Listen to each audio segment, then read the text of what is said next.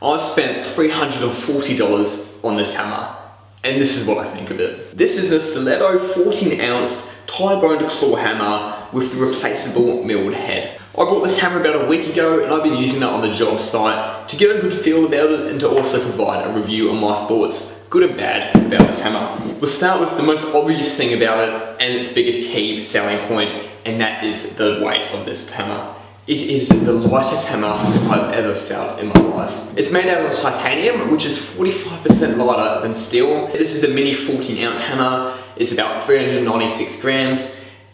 And the thing is just unbelievable. But if you're a framer or you're doing demolition work, you want a nice heavy hammer so you can get a good knock and a good force into whatever you're doing. Do not worry at all, because even though this is a light 14-ounce hammer, it still delivers as much force as a 24-ounce hammer. When I actually picked this hammer up from the store, I picked up the box, and the box was that light with the hammer in it that I almost thought that they forgot to put it in there. This thing is insane. It's perfectly well balanced. Since it is a titanium hammer, it also produces a lot less recoil when you're striking a target. This means that your elbows are going to thank you if you're doing a lot of hammering that day, and especially later on in life, you're not going to get tennis elbow, which I know a lot more of the older chippies out there are suffering from. First day using it, I honestly thought it was a bit too light. I wasn't used to it. It took me a day to adapt, but after that first day of getting used to this hammer, I'm in love with it, and there's no way I can go back to a traditional heavy steel hammer. I can just effortlessly swing it above my head. I can just do demo work so easily, and it feels like I've got almost nothing in my hand.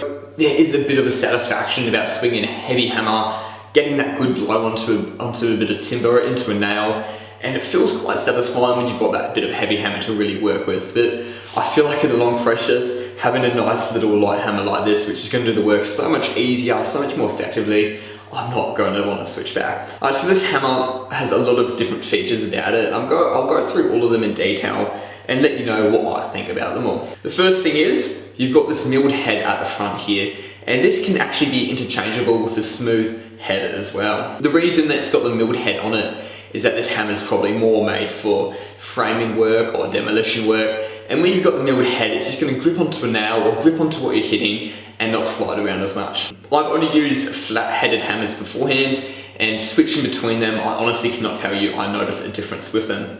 There's a little Allen screw in the back of the hammer here. It's hollow on the inside, and you've got a hole by the claw, so you can easily get into there, loosen off this head, take it out and put the other one on, and they loosen nice and securely so it's stuck there and it's not going to move around or fall off when you're hitting an object. On the top of the hammer too, you've got this little groove with a magnet, and what that is an easy nail starter.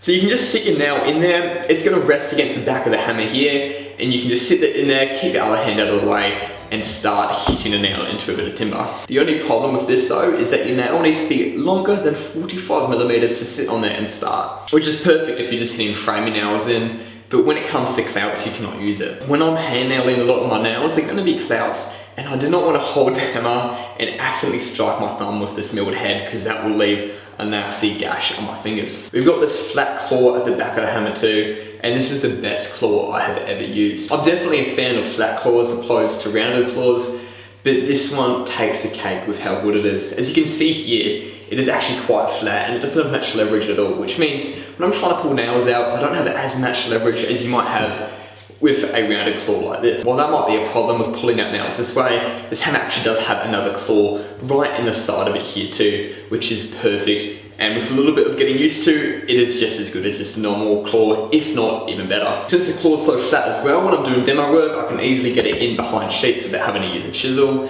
And it's just nice and sharp too, so I can just use it to really get into stuff, wreck stuff, and pull stuff apart. If we make our way down to the grip, it's got a really comfy, easy to hold rubber grip. I've got a little thumb implant in the back here, which I can easily rest my thumb on. And at the bottom too, it kicks out a little bit, which is perfect, which means my hand's not going to slide down and off the hammer. Another feature that I find really useful about this hammer, which I don't think it's actually intended to be used this way, is that since we've got this hollow gap in here to make room for nails to go through when pulling them out with the side claw, I can sit it in my nail belt, and all I have to do is slide my finger into that open space there, flick my finger up, and since the hammer's so light, I can just do that, catch a hammer, and I'm ready to go. Whereas this is pretty good in theory, and it works most of the time. Since we do have this little end kicking up on the handle as well, sometimes it might hit that and not get out properly, and I'll just have to actually grab the hammer out normally before going to work. With paying $340 for this hammer, it definitely is a lot of money to spend for a tool you can get for a third of the price, but I definitely do recommend it.